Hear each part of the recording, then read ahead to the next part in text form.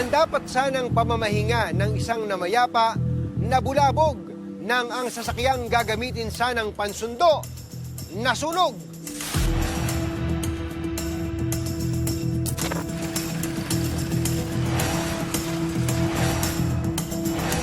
Kuha ni Ray Rivera ang CCTV footage na ito sa Silang, Cavite. Pansinin ang puting van na pumarada. Bumaba ang driver at mga sakay. Maya-maya, may tricycle driver na pumarada sa harapan ng van. Napansin niyang umuusok ang sasakyan.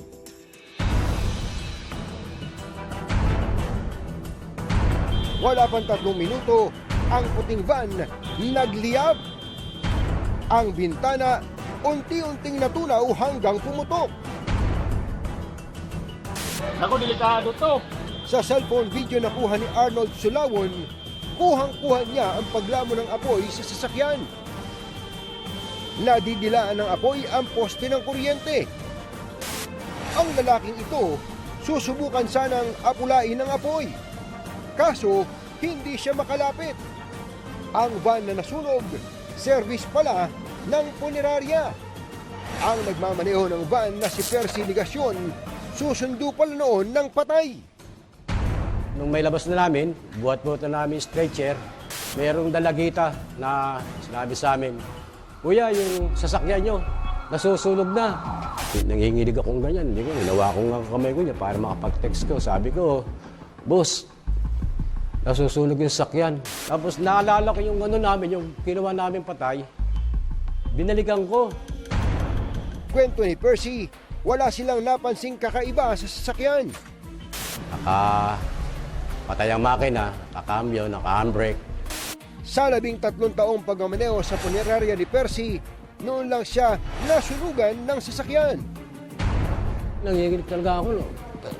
Talagang namumutla pa ako. Yung tuhod ko, gumaganyan. Siyempre, matanda na rin ako. Hindi ko na mapagilan yung panginginig ko. Sandal na ako ganyan sa pader. Ang dami na ng tao. Sa laki ng apoy, muntik nang abutin ang transformer sa poste. 3 beses ata o 2 beses sumabog. Gusto nilang busan ng tubig, ang lakas ng apoy. Natatakot silang baka biglang sumabog na naman . Nakaresponde agad ang Silang BFP. Immediately pag dating namin doon, agad kaming nagbaba ng isang hose line. Then, agad namin napatay yung apoy. Dinala ang nasunog na van sa barangay. Maswerteng walang nasaktan. Maliban sa ilang nasunog na halaman. Sa investigasyon ng BFP, problema sa wiring sa makina ang sanhi ng pagliyab ng van. Nagkaroon ng electrical short circuit doon sa battery connection.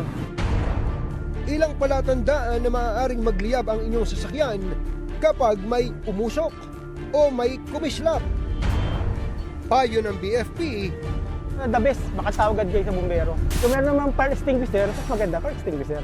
Kasi kuryente ang involved yan.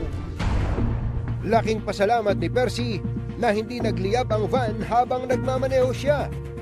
Pakiramdaman mo rin yung sasakyan mo, yung inuupuan mo, ay medyo yung pang-amoy mo, baka meron na nasusunog .